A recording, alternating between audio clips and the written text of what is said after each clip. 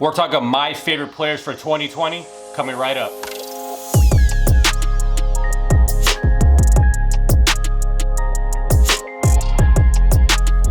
What's up, everyone, and welcome to another episode of the Gridiron Fantasy Football Podcast. Today is Thursday, August 27th, 2020.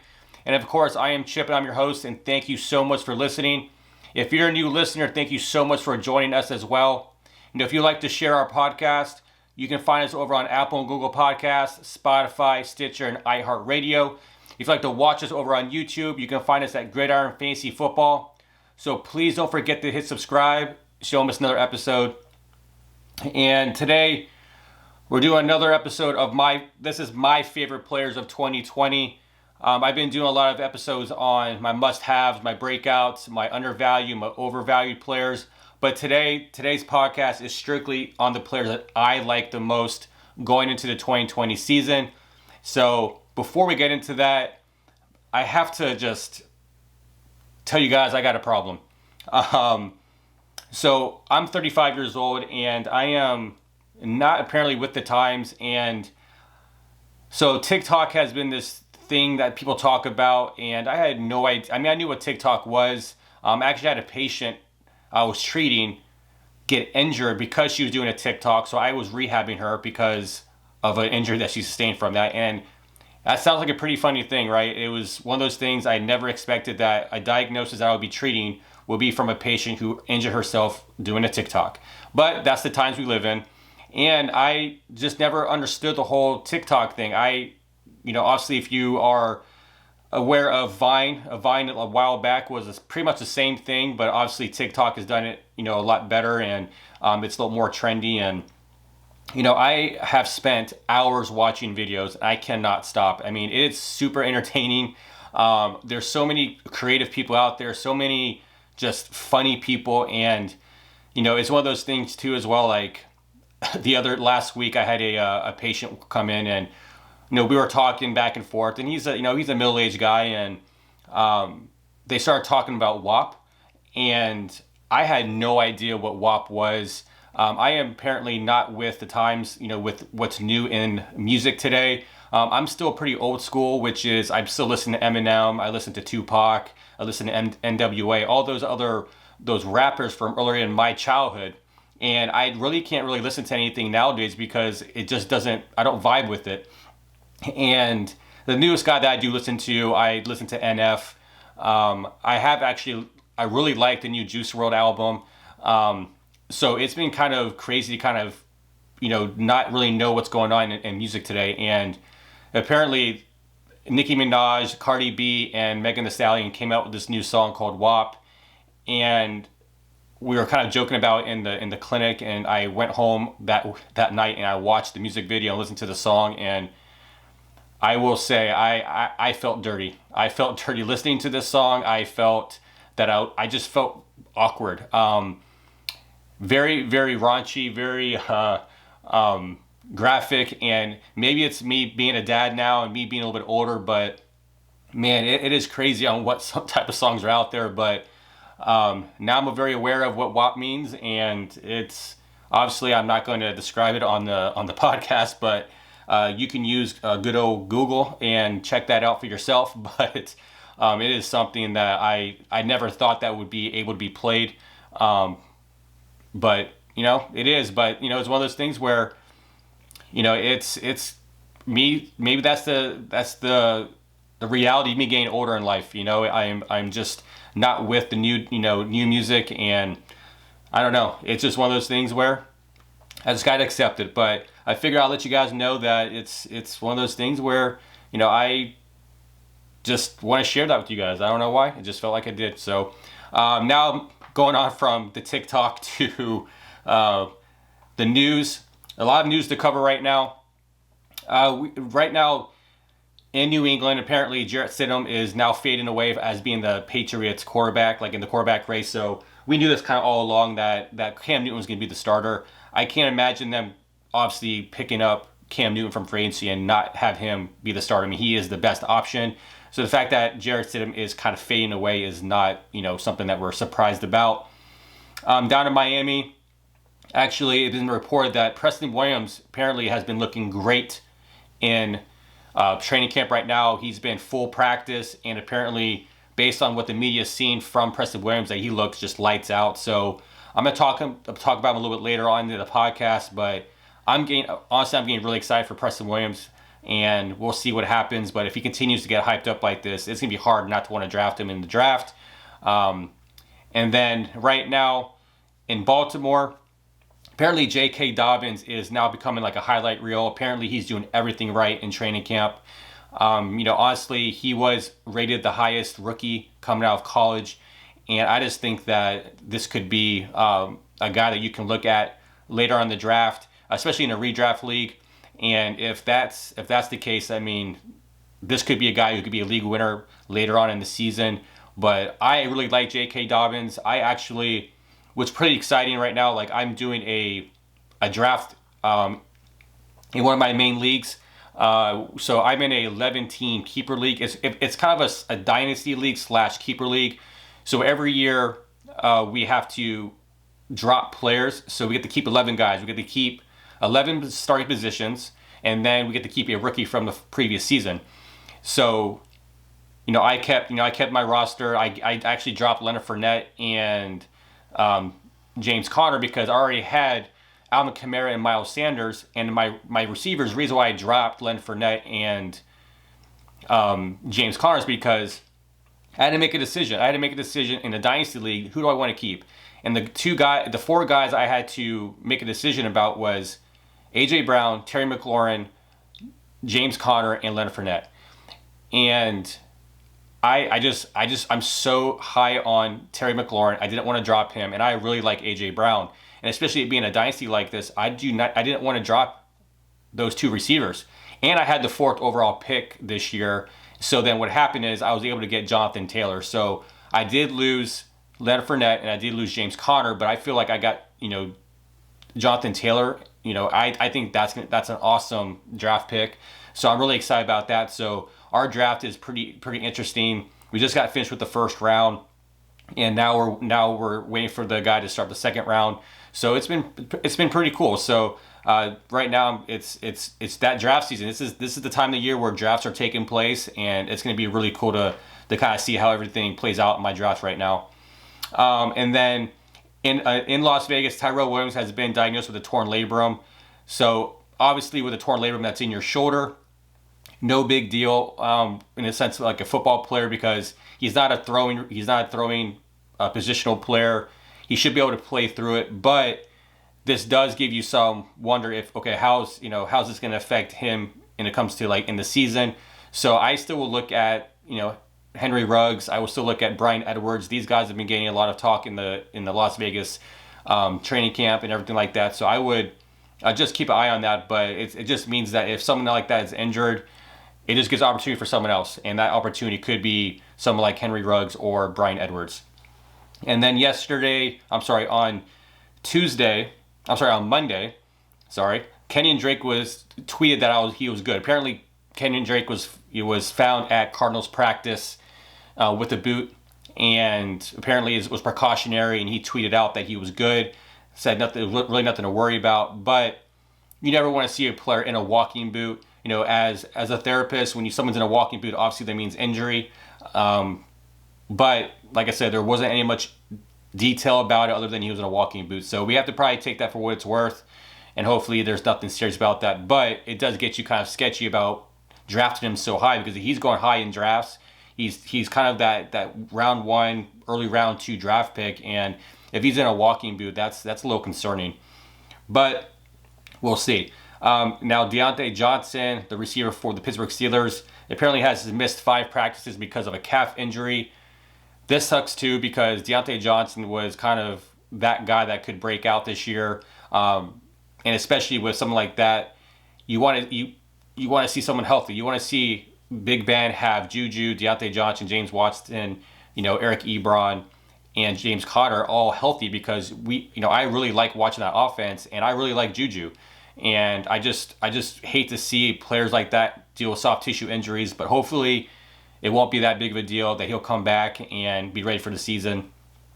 And then Tyreek Hill was participating in individual drills this week. So that's encouraging that he's now starting to do individual stuff, meaning that he should be good to go for week 1. It's in a couple weeks, so hopefully that will be a non-issue. But I would still draft him with caution just because of the hamstring issue. But you're still going to draft him. You're just going to deal with it and go from there. But he's still a top 5 wide receiver in my rankings, so I'm not going to move him down. I'm not going to be scared to draft him. It's just that when you do draft him, he could miss time because of soft tissue injuries. And then another guy in Baltimore again, Lamar Jackson was finally practicing. Apparently he had injured his groin a little bit, so they're doing some precautionary measures and having him rest. But apparently he is back at practice this week, so no issues there. And then in San Francisco, apparently Brandon Ayuk left practice early with the apparent hamstring injury. It's another wide receiver that's gone down for San Francisco. So it's getting to the point, like, who are you going to draft? I mean, Deebo Samuel's out. Now Brandon Ayuk is out. It's just, Jalen Hurd went out with the ACL tear, so it's getting depleted pretty quick. So it makes you kind of wonder, like, do you put Dante Pettis back on your radar? Again, just because the fact there's those injuries there, and there's going to be targets if these guys are not 100% healthy when the season starts.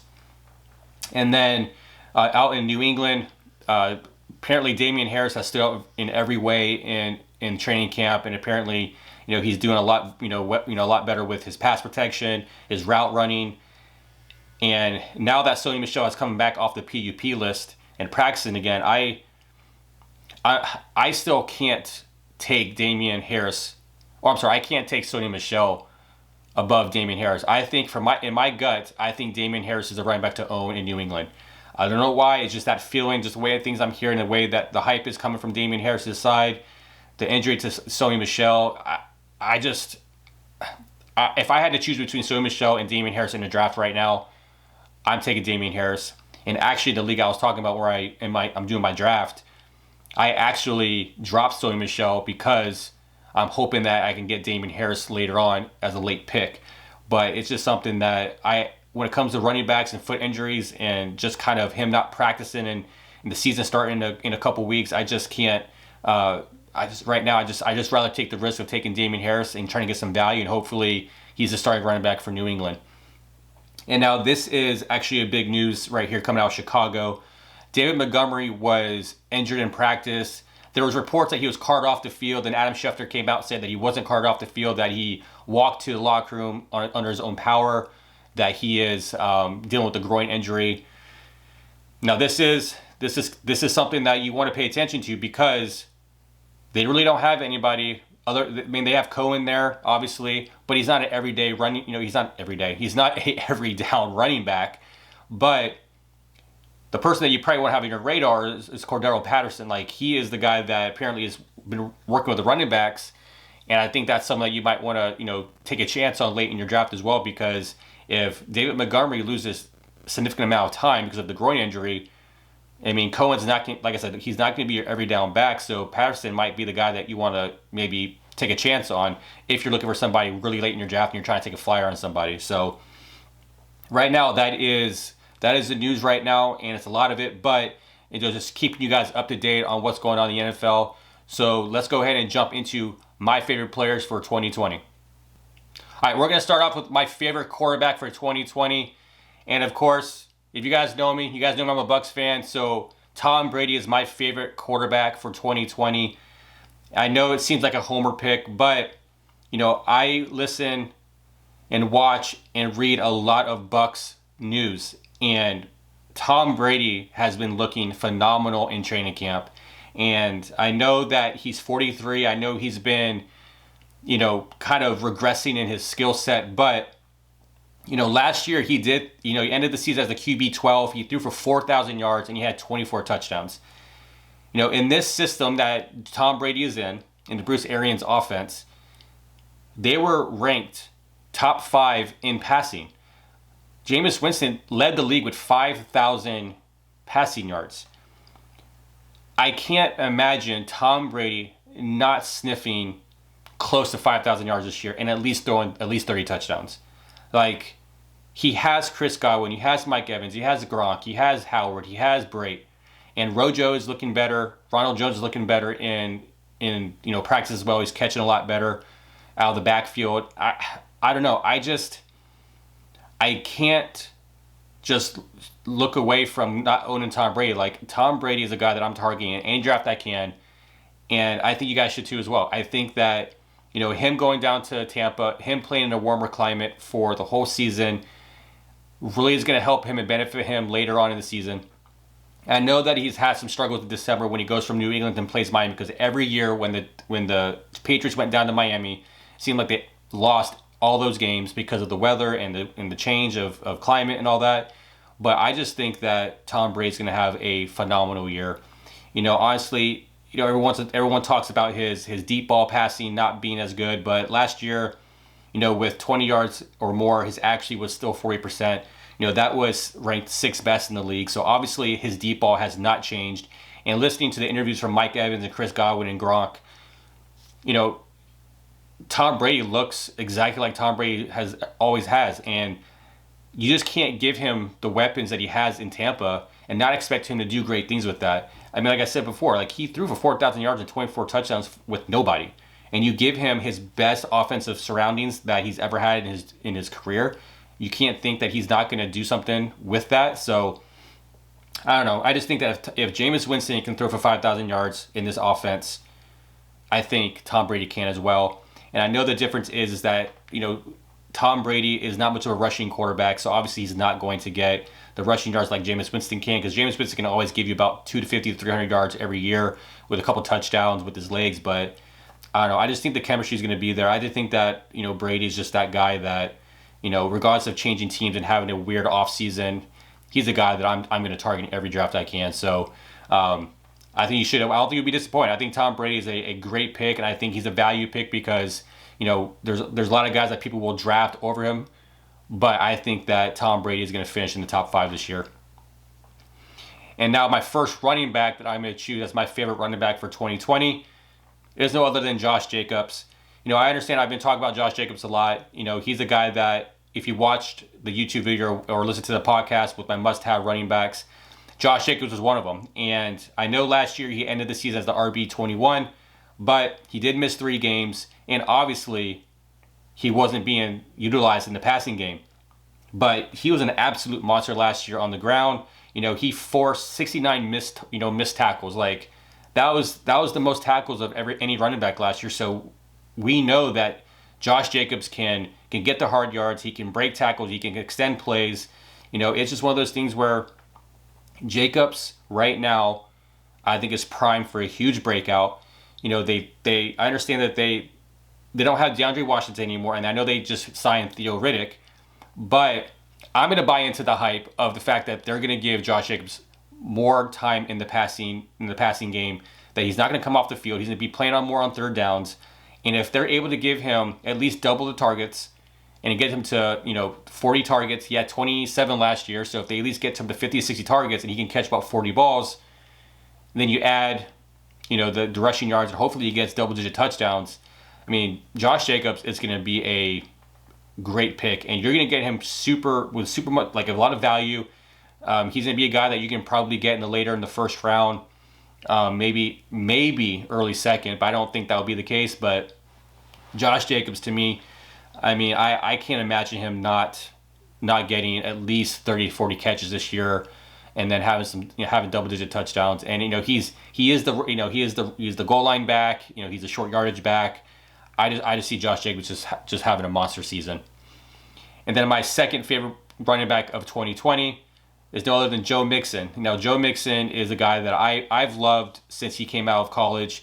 I didn't really like where he went in Cincinnati, but he's always been a good running back. I don't feel like they utilize him enough. I don't think they utilize his talent completely. Just like Josh Jacobs, I think they're a lot better than people realize. And the fact that he wasn't getting much in the passing game last year is a little annoying. But, last year he ended the season as RB13.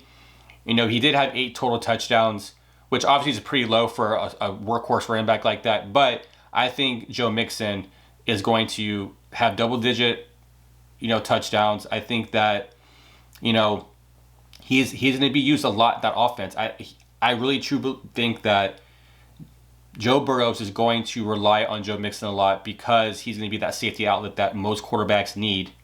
in order to get out of trouble. Now, I know that last year the Bengals ranked like 31st in run blocking, and so that's a problem as well. But Joe Mixon was able to create a lot of missed tackles. He had 52, so that he definitely had a lot of missed tackles. So that's something that you want to see from running backs if you don't go down with the first hit. But, they did solidify their offensive line with their first round pick in Jonah Williams. So hopefully that makes a difference, and hopefully the offense is better with Joe Burrows. But that's the only thing that I'm kind of worried about, is that I don't think Andy Dalton gets enough credit. Andy Dalton, yes, was a kind of a middle tier guy as a quarterback, but he was pretty good in that offense, and it's hard for me to think that Joe Burrows would be much better than Andy Dalton right now. I think Joe Burrows will be, obviously, but I just think Joe Mixon is kind of in that situation where I hope that Zach Taylor utilizes him like John Gruden should utilize Josh Jacobs. And it's, hopefully that's the case, but I think that if you can get Joe Mixon more targets, obviously he gets more touchdowns and he gets on the field more, it's going to be a great season for him. I mean, we saw what happened last year. I mean, last year he was a guy that people dropped. And in my own main league, I was able to pick Joe Mixon up off free agency because one of the guys dropped him. And Joe Mixon is what helped me. He had a good stretch in the end of the season where he was one of the top running backs in the league in fantasy. And if you held on to Joe Mixon, you benefited from that. Now, I made the championship in my league with Joe Mixon as one of my starting players, and he didn't do well in my championship game, which caused me to lose amongst other things. But Joe Mixon, when he gets the opportunity, he's a solid running back, and I think that he needs to be, really looked at. And honestly, in my rankings, I have Joe Mixon above Clyde Edwards-Helaire right now. And I have Joe Mixon 6, and I have Clyde Edwards-Helaire 7. And I know that seems crazy because, Clyde Edwards-Helaire is in a better offense. But I've seen what Joe Mixon has done, and I have not seen what Clyde Edwards-Helaire has done. So I know the potential, and the ceiling is a lot higher for Clyde Edwards-Helaire, but Joe Mixon, I think, will give you a safer floor. I think he gives you more consistency. So we'll see. But yeah, Joe Mixon is my second running back for, my favorite running back for 2020. And now moving on to the wide receivers. One of my favorite wide receivers for 2020 is Terry McLaurin. Like I mentioned earlier in the podcast, I kept Terry McLaurin and dropped Leonard Fournette and James Conner to keep Terry McLaurin. This guy ended the season last year as the wide receiver 29. He did miss 2 games because of, hamstring injury. But this dude was on fire in the beginning of the season. He had 7 touchdowns last year. He was arguably one of the best rookie wide receivers, behind in front of DK Metcalf. And I don't know. I think that he's a perimeter player that has speed. And if you're watching some of the videos that come out of the Washington training camp, I mean, he is burning everybody. And it just goes to show that he is a awesome talent. And, last year he was obviously used a lot. He had 12 receptions for, 20 or more yards. So that was tied for 8th most last year. I mean, so they use him down the field. He's able to create, missed tackles and get yards after the catch.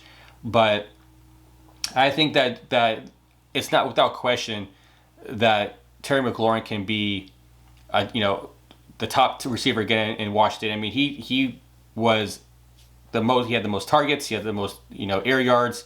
He had the most, receptions and all that. And he missed 2 games. So Terry McLaurin, for me, is going to be one of those guys where I think is being overlooked, and he's being drafted pretty low. And I think that you're going to get a super value for Terry McLaurin. So I would put him on your list of guys that you must draft, because Terry McLaurin isn't going to go for cheap, and you're probably going to get you could get a fringe, wide receiver 1 with a late pick. So I'm gonna grab Terry McLaurin in all my redraft leagues that I can. Okay, so for my last wide receiver that is my favorite wide receiver for 2020, I had mentioned him earlier in the podcast in the news section. But I can't help but continue to buy into the hype and drink the Kool-Aid on this wide receiver. And that's Miami's wide receiver, Preston Williams. I know and some of the podcasts I've been talking about him in the sense of like I'm worried about drafting him because he's come off the ACL. That if I had to choose between Devontae Parker and Preston Williams, I was going to draft Devontae Parker. But I'm going to buy into it. I mean, yes, he missed last year, 8 games because of a torn ACL. But, if you look at this guy's frame, the guy's 6'5", 218. That's a massive receiver. That's a guy who's going to be able to do mismatches, and he's going to be able to win those 50-50 balls. He's going to be able to just completely be a monster in the red zone. If you look at what his 16-game projection would have been if he had stayed healthy, he would have had 64 receptions on 120 targets for just over 850 yards and 6 touchdowns. Now, if you look at that stat line, that is in line with Terry McLaurin. That's in line with DK Metcalf, 2 rookie wide receivers that had a phenomenal rookie season. So now that Preston Williams is back and it looks like he's healthy, why not choose him over Devontae Parker? I mean, that's what I'm going to do. I'm going to pivot, and I'm going to eat crow. Obviously, if that's not the case, but I just feel like when you have a big body like that, he obviously before he got injured, he was the lead target. He had the lead in targets in Miami. They went to him in the red zone. He had a lot of red zone targets, but it's one of those things where you do have to wonder about who's the quarterback. If it's Ryan Fitzpatrick, it's a Tua. But I do think that he is a guy that, if they get into trouble, they're under pressure, they can throw it up to Preston Williams. And I think he wins those battles with the 50-50 balls. But he's going to his second year. He dealt with the injury that he dealt with early in the season. So he had a long time to rehab. And the fact that he's looking good in training camp, it looks like he doesn't have any type of, injury at all. He doesn't have any type of apprehension in his cuts and what he's doing. I don't know. I just think that's going to be a super good value for someone like that.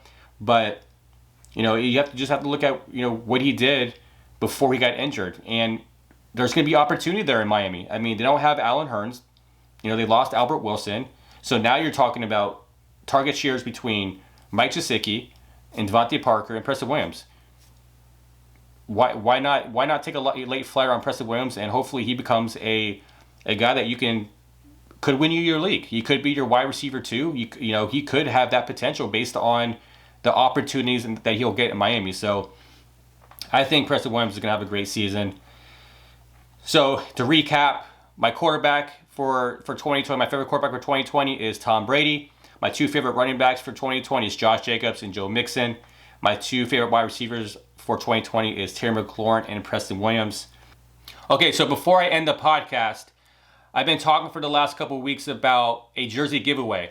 So today I have the full details on what that is. So I will be giving away a signed Adam Thielen Vikings Color Rush jersey. Now, if you're watching on YouTube, you can see it over my right shoulder underneath my Alvin Kamara helmet in Batman. There's my signed Adam Thielen jersey that I'm giving away. Now, to enter the drawing to win, it's really simple. I just want you to subscribe to the YouTube. I want you to subscribe to the podcast.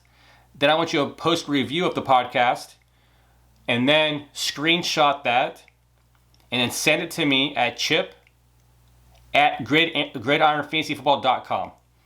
And once you do that, I will then, based on how many entries I get, I will pick a random person. I will announce the winner on one of the podcasts coming up. Now, I am going to Orlando for my own fantasy football draft, so the drawing is going to be a couple weeks. So right before the season, I will announce that winner. But whoever wins, I will email you. I'll announce it over the podcast, and then I will get your address and all that stuff so I can mail it to you. Just to say thank you for the people who are listening. It's been crazy. I've been doing this podcast for just over 3 months, and I have been very, very surprised on the consistency I'm seeing in the people listening to the podcast. It's been awesome. I love the fact that people are listening to me talk football. Football is one of my favorite things to talk about. If I could talk football and fantasy football all day long, I will. And this is my outlet, so I really appreciate everyone that's been listening. And also, let me know if you're interested in doing a listener league, because I thought about this as well, is that, for the people who are listening on a regular basis, if you're interested in doing a fantasy football league with me, as your commissioner, also email me at chip@gridironfantasyfootball.com, and let me know if you're interested. And based on the entries that I get, the goal to be probably a 10-team league or maybe a 12-team. But if we get a bunch of entries, maybe I'll do as much as a 16-team league. But I wouldn't do anything over 16 teams. But I thought it'd be something fun to do, something to keep you guys, engaged with each other, and something that will help me know one another who's listening to my podcast. And I think that will be fun. So let me know if you're interested in that. So, thank you for listening to today's episode. Please like, comment, and share. Next episode, I'll be doing another mock draft. Now, this mock draft will be a 12-team half PPR mock draft. So it's not much different than a regular full-on PPR, but generally, half PPR is the gold standard on what to do, in your league if that's your league setup. But don't miss that episode. So like I said, don't forget to hit subscribe so you don't miss that episode. If you want to follow us on Facebook and Twitter, you can follow us over at the Gridiron Pod, and on Instagram at Gridiron Fantasy Football. So that's it for today. Thank you so much for listening. We'll see you all in the next episode. Take care.